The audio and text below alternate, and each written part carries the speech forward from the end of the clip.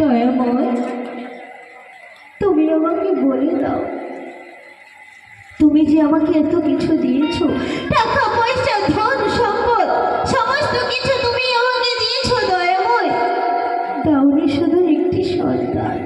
কেন দয়াময়? আমি কি অপরাধ করেছি, কি অন্যায় করেছি আমি? তুমি আমাকে বলে দাও দয়াময়। কত বাবা মা আছে, কত বাবা মা তাদের সন্তানকে কোলে পিঠে করে মানুষ করছে, কত আদর যত্নে লালন পালন করছে দয়া। কিন্তু আমি কি এমন দোষ করেছি দয়াময় যে তোমার সেই আশীর্বাদ আমি পাইনি? কারণ সন্তান লাভ আশীর্বাদ, প্রভুর আশীর্বাদ না থাকলে কেউ কোনোদিন মা হতে পারে না দয়াময়।